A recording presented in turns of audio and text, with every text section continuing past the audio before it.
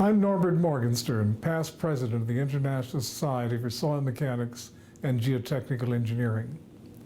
The videos that you're about to watch were first filmed in 1991 with the intent to capture in action leading lights in geotechnical practice and research. Dr. Ralph Peck was an obvious candidate for this enterprise, given his international status as educator, researcher, and consulting geotechnical engineer. Dr. Peck passed away this year on February 18, 2008, at the age of 95. He leaves a legacy of countless students, colleagues, and clients who are inspired by his wisdom and humanity. As Dr. Suzanne Lacasse, managing director of the Norwegian Geotechnical Institute, wrote in a moving obituary, "We say thank you for the life you lived, for sharing with us your intellect and your passion for soils, geotechnical engineering, and civil engineering. We're all enriched not only by the contents of your contribution, but also by the style with which you practiced your profession." We're fortunate that only 2 years ago, the breadth of Ralph Peck's humanity and his technical contributions were captured in a biographical volume edited by Nancy Peck Young, his daughter, and John Dunnicliffe, a well-known consulting engineer and past student of Dr. Peck. It is titled "The Essence of the Man." After viewing this video and seeking additional guidance on the art and science of geotechnical engineering, you may wish to consult this volume to better understand the essence of Ralph Peck and his profound contribution. Thank you.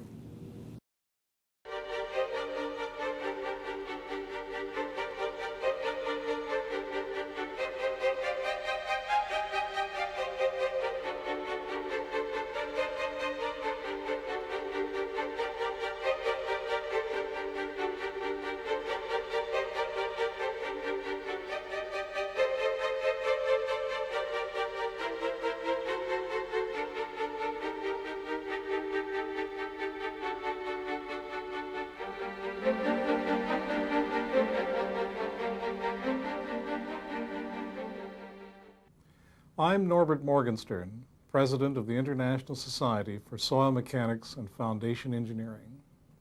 This video marks a new venture on the part of our society. Together with Biotech Publishers, we are launching a series of videos entitled Leaders of Geotechnical Engineering. Geotechnical engineering combines soil mechanics, rock mechanics, and engineering geology in a wide range of endeavors that spans from purely theoretical and abstract activities to the more practical and empirical. While our rich literature is capable of reflecting the technical content of our activities, it is generally unable to embrace the human element. Indeed, modern technical writing goes to some effort often to eliminate it. The translation of geotechnical concepts into the important engineering works of our time is not undertaken by conforming to preset rules, but instead relies on the imagination and leadership of our teachers, researchers, and practitioners. It is the intent of these videos to not only present material of lasting technical interest, but also delve beyond the purely technical and capture the personality, the humanity of leaders in geotechnical engineering who have given so much to our subject. To do this, we are inviting well-known geotechnical engineers to donate their time and assist us in filming this series. In this way, we hope to create a visual archive that is of lasting interest and that captures the science, the art, and the personality of geotechnical engineering. We are particularly pleased that Dr. Ralph Peck has agreed to assist us in filming this first video in the series. The contributions of Dr. Peck and the awards that he has received are too numerous to be detailed here. Ralph Peck, as a teacher, as a researcher, and as a practitioner, has touched the lives of virtually everyone in the field of geotechnical engineering. Detailed biographies and appreciations may be found in the volumes Judgment in Geotechnical Engineering, the Professional Legacy of Ralph B. Peck, and The Art and Science of Geotechnical Engineering, a volume honoring Dr. Peck. Most of us, in our written works, are content to deal with technical issues alone. Not so Dr. Peck. In his writings, he has gone to some considerable effort to discuss the role of judgment in geotechnical engineering. This is a recurrent theme in his publications, particularly over the past 20 years, and it emphasizes Dr. Peck's overriding commitment to advancing our profession. Judgment. What is it? How do you get it? How do you apply it? We're very fortunate that Dr. Peck returns to this theme of engineering judgment in the first video in the series, Leaders of Geotechnical Engineering. Let us now listen to Dr. Ralph Peck.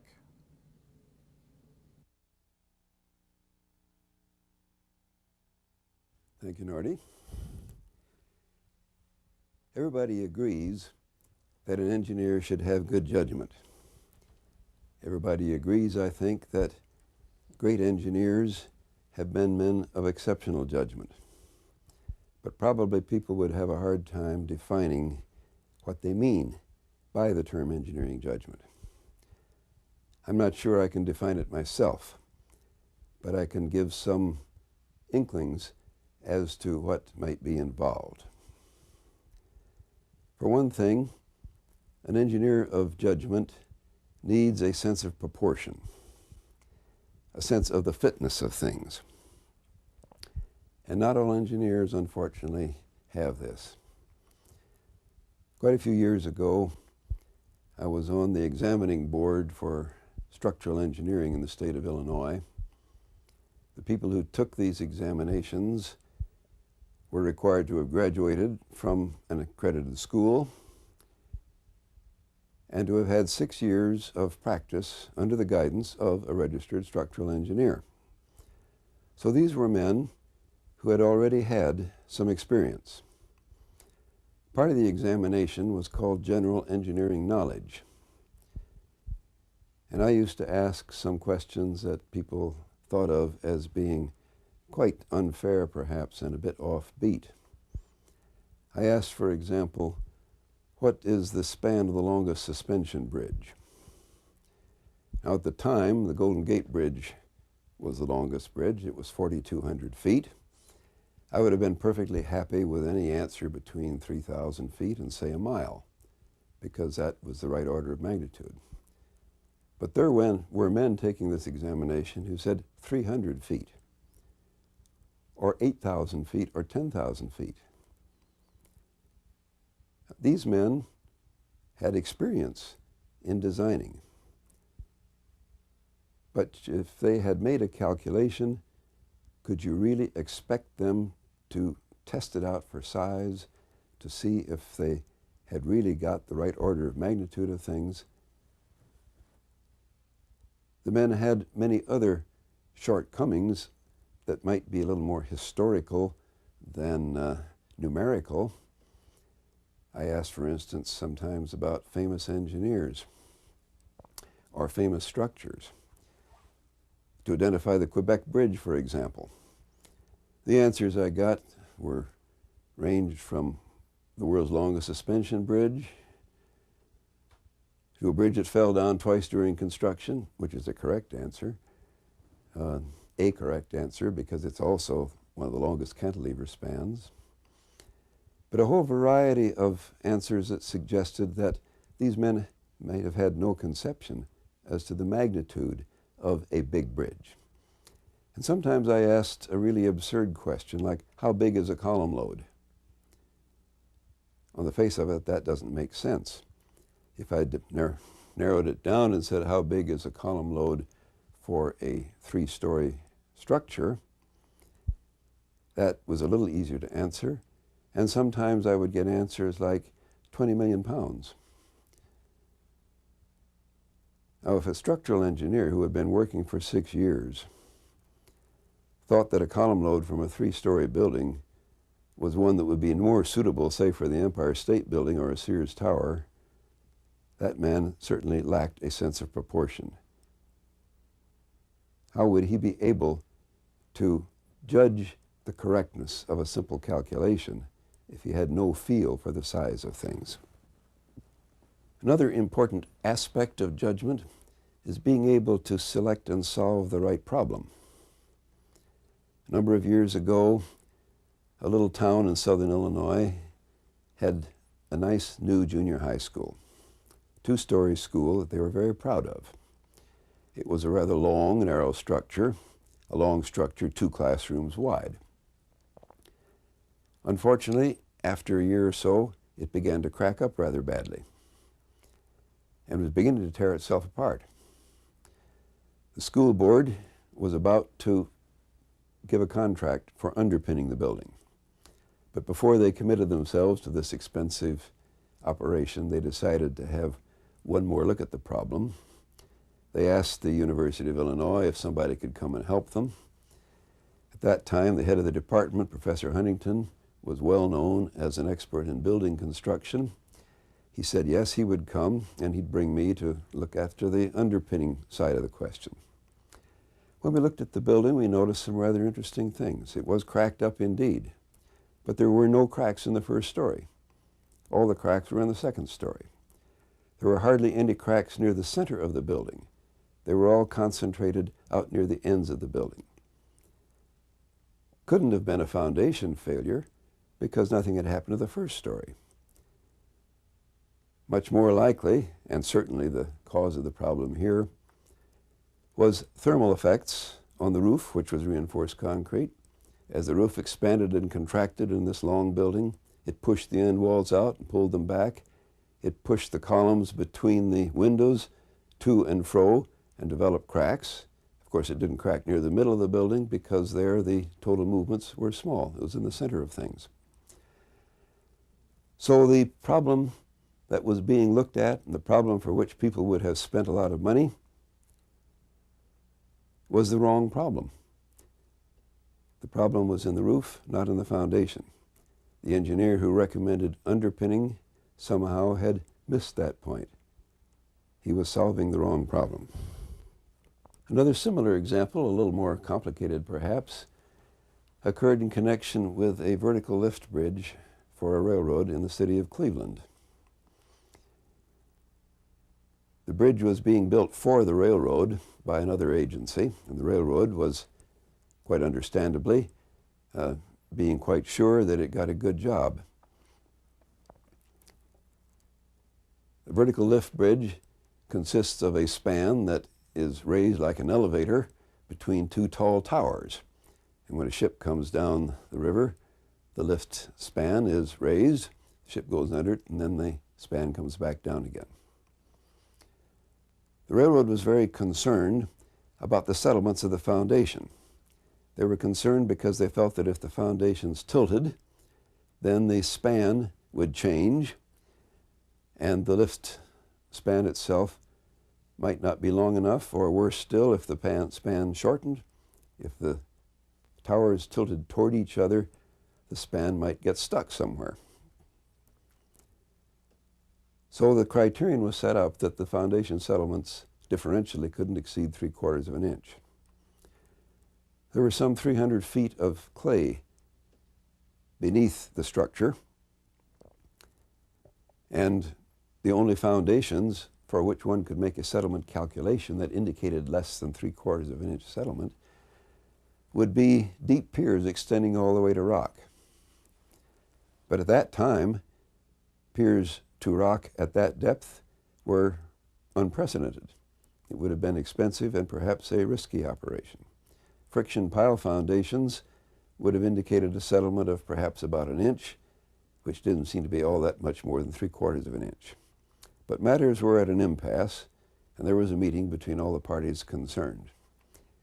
At the meeting, fortunately, was invited a consulting engineer whose whole lifetime practically had been involved in the design and supervision of erection and maintenance of vertical lift spans. And when he listened to the discussion and was asked for his opinion, he smiled quite broadly. He said, "You know, we always allow about 3 inches play at each end of our lift spans, We can't erect a tower that's vertical. When we're erecting a steel tower and the sun comes up in the east and goes around to the south and then goes to the west, the tower twists around and it moves. We have to make allowances for that. At 3/4 of an inch is much too rigid a criterion. Again, the wrong problem was being looked at. A solution would have been devised that produced a very expensive foundation that would have had really nothing to do with the critical thing, the movements of the tower. A third aspect of judgment is the ability to establish reasonable criteria. Sometimes the unreasonableness comes about because of different disciplines involved in the same problem. A number of years ago, the telephone company was extending its microwave system across the country with a series of microwave towers. From each tower, there was an antenna that broadcast signals to the next one, where it was picked up and amplified and passed on. The telephone company set some criteria for tilt of the towers. Again, 3/4 of an inch across the width of the towers. It seemed reasonable, but sometimes it was very difficult to achieve this criterion where the soil conditions were difficult. The spacing of the towers and their location was pretty carefully defined because of other constraints such as mountains in the way, buildings in the way, minimum distances and so on, so that the settlement criterion quite often came to be a ruling one. As we began to discuss this matter with the electronics people who had worked on the wave guidance system, finally the top man came into the picture, and he said, "I don't know where that criterion came from. We spread our signal over a much bigger area than the tower occupies. If the tower moved a foot or so, we'd still pick up the signal. There wouldn't be a loss. It wouldn't be a serious matter." This immediately, of course, simplified the design of the foundations and saved a lot of money. But somebody somewhere along the line originally had set an unrealistic criterion, and from then on, matters became difficult and expensive for that reason. What then are the bases for engineering judgment? What is the judgment founded on? There are probably two important ones. One is empiricism, or precedent. What has worked in the past? A good engineer knows what has worked in the past. He also knows what has not worked in the past. That means he must be familiar with the history of his field of engineering. Empiricism saves people from making many mistakes. But of course, if we design things only in accordance with what had been done in the past, we wouldn't make any progress. So we have to go beyond precedent sometimes in designing our structures, our foundations, our engineering works. And empiricism can't be pushed too far in that direction. For example, back in the early part of the century, the spans of suspension bridges were increasing almost year by year. They went from 1,500 feet to 2,000 feet to 2,500 feet, and eventually, of course, up to 4,200 feet. The builders, the designers of the Tacoma Narrows Bridge had a span that was within the realm of experience. They did not realize that there was another factor that entered into the stability of a suspension bridge besides the span. That was the ratio of the span to the depth of its stiffening girder. Although the span of the Tacoma Narrows Bridge was 2,800 feet, only 2/3 that of the Golden Gate, its ratio of span to depth was about twice that of the Golden Gate, or for that matter, of any other suspension bridge. So following precedent with respect only to span led to the disaster that you all know about. The bridge tore itself down in a windstorm.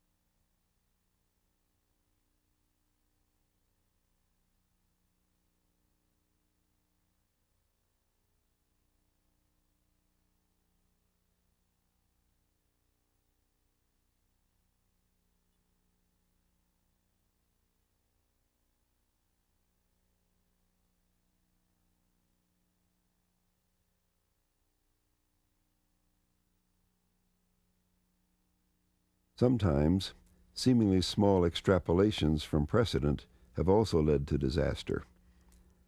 The builders of the great medieval cathedrals kept building structures with higher and higher vaults, as we can see by this sketch drawn by A.W. Skempton in the 1950s. Reims, 12% higher than Chartres. Amiens, 13% higher than Reims.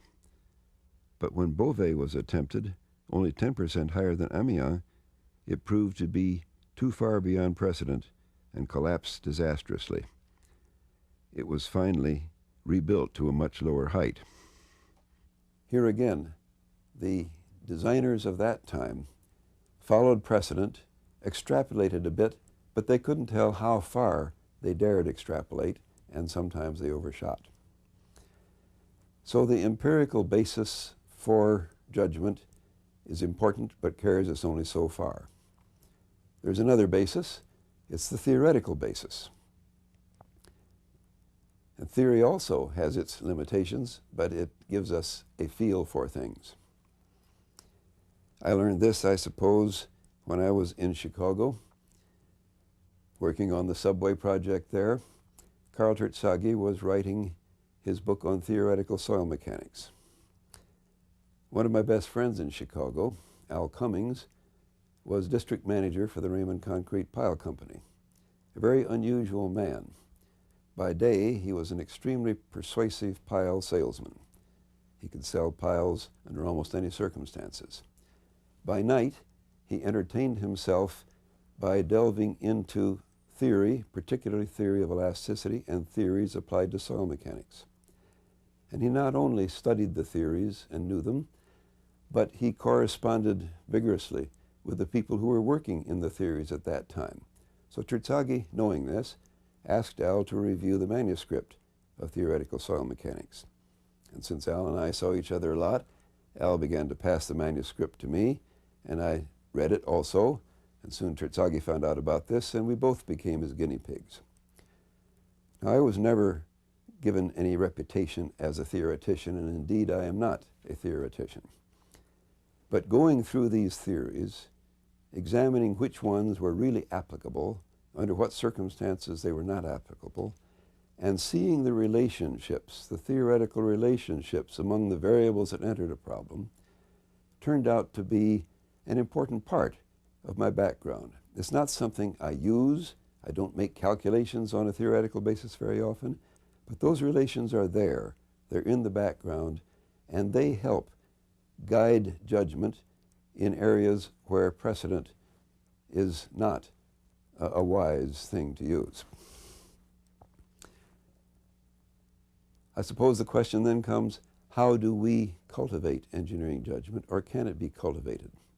Some people are inclined to think you are born with it and you have it, or you're not born with it and you don't. I think it can be cultivated, and I think it even can be taught. One way to cultivate it is to make a conscious effort to determine the size of things, to see how various structures have been built and what their dimensions are, to know how deep is feasible to excavate a foundation and so forth. This means to keep up with the literature. To have a good education and follow it by reading the literature is a very good step toward developing judgment. A second thing that a young person can do to cultivate judgment is to plan his career, to select jobs of different kinds in the first few years of that career. If you're a structural engineer, for example, it would be a good idea to have some experience in design. It would be a good idea to have some experience in the fabrication of structures.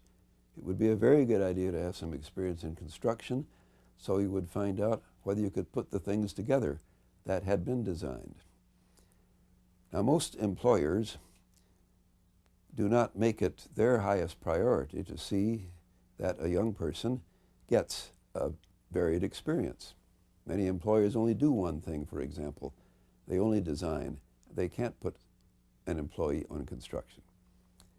And so if you are a person looking for a breadth of experience, I think you have to do it yourself. You have to owe it to yourself to decide which kinds of experience you would like to get, to change jobs occasionally until you get that breadth of experience. This involves a certain amount of sacrifice sometimes. It means losing seniority in some firms. It means moving your family around. It means putting the kids in different schools and the like. But it is still a very important thing to get that variety of experience, which is an invaluable asset in building judgment. A very good way to cultivate judgment is to keep a notebook. Terzaghi insisted on this when I first went to work on the Chicago subway.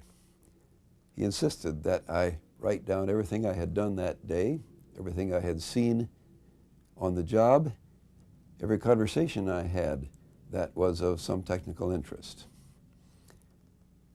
I was in and out of the tunnel headings very often, several headings a day quite often. And I would come back to the lab and sit down to write in my notebook. I would try to make a sketch of what I had seen in the heading, the bracing, how it went together, where the excavation was with respect to the bracing and the like. And I would discover all too often that when I came back, I couldn't do it. I had missed some particular detail. I didn't really know how things went together. And I'd have to go back to the heading and look. After I'd done that 2 or 3 times, I began to learn how to look in the first place and remember, and then come back and be able to make satisfactory sketches. The power of observation is greatly improved by this very simple operation of keeping a notebook. It's something that one might do all his life, but certainly should be doing as a young person until the ability is achieved to register what is seen with your eyes. Judgment, I think, can be taught in the classroom in many ways. The instructor, if he has experience, can certainly bring his experiences to his class, and this is extremely valuable. It helps a student get an idea of the size of things and of what is important in the profession. The professor can also teach his students to make back-of-the-envelope calculations for more complex problems. Not all instructors feel this way, I am afraid, I think unfortunately. One of my colleagues at the University of Illinois has said for many years, if you can't make a back-of-the-envelope calculation to get a rough idea of what the situation is, what the important variables are, you have no business even trying to do a finite element calculation. That back-of-the-envelope calculation, again, gives one an idea of the size of things, what the answer ought to be. And if somebody hasn't had that experience and sets something up with an elaborate computer program and gets many numbers to look at, he has nothing to compare those numbers with. He has no way of comparing this with reality. He has no way of looking at it in a simple manner to see if it makes sense at all. And so the ability to make those back-of-the-envelope calculations represents something that I believe every instructor should feel obliged to teach. One can, of course, and should study precedents. That goes on all one's life. One does this by reading the engineering periodicals. One does this by looking at the advertisements in the engineering periodicals to see what the latest equipment may be, how things are being done in the field. One needs to keep up in that way, and that is a way to sharpen judgment. And another very valuable way of developing judgment is by what might be called an apprenticeship. This isn't quite the same kind of an apprenticeship I had in mind when I was talking about changing jobs from one position to another.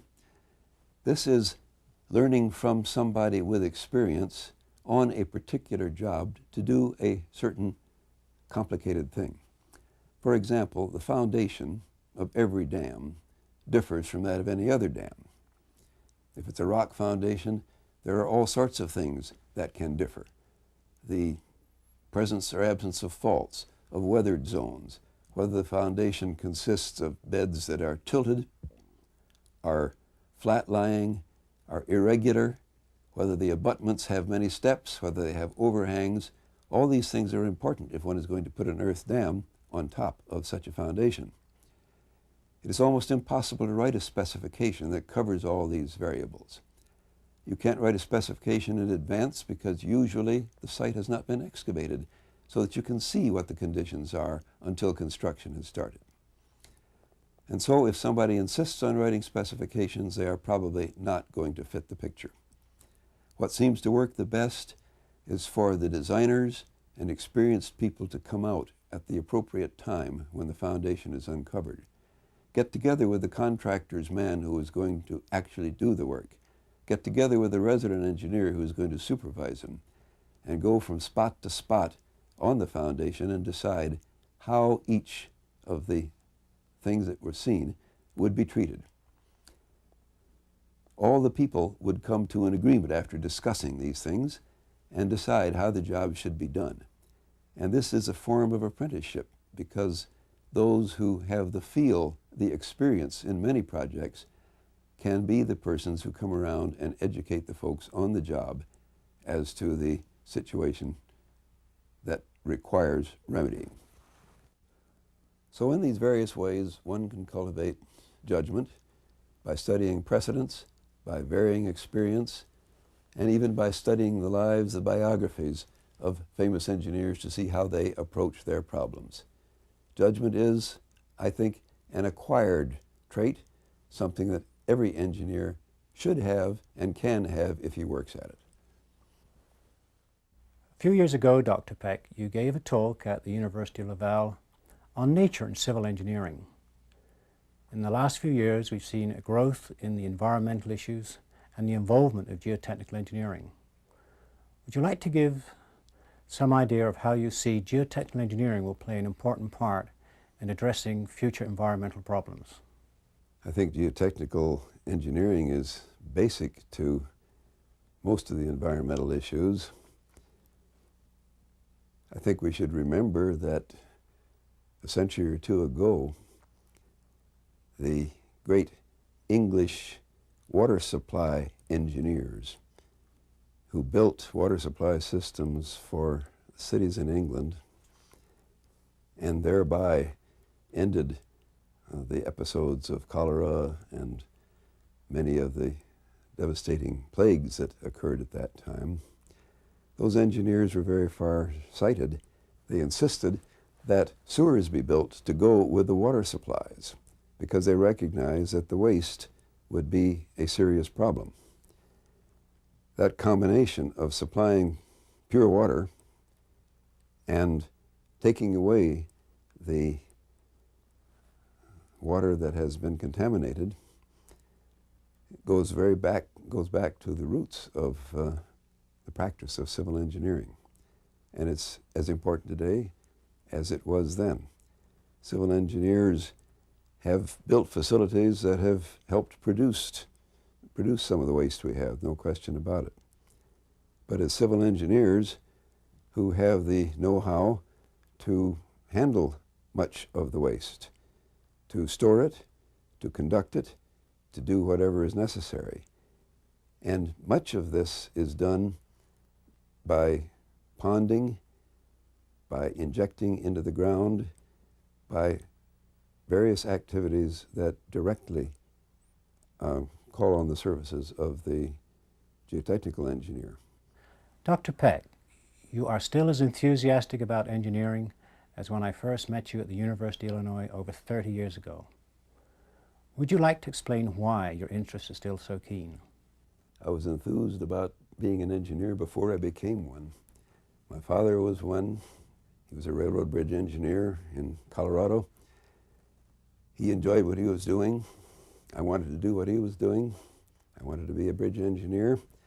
I got started down that road, and then I got deflected into what then was a newer branch of geotechnics. Everything that was done in those early days was new. It was different.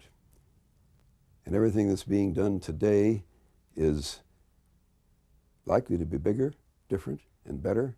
I can't imagine not being involved in engineering. I suppose one reason why I enjoy it is that I can do real engineering. That is perhaps all that I try to do. I don't have to be running an organization. I don't have to feed many mouths. I can pay attention to jobs that intrigue me because they are different, because they have some sort of a challenge. I think life without such a challenge would be pretty dull, and engineering is the thing I most like to do. I see no reason to stop it.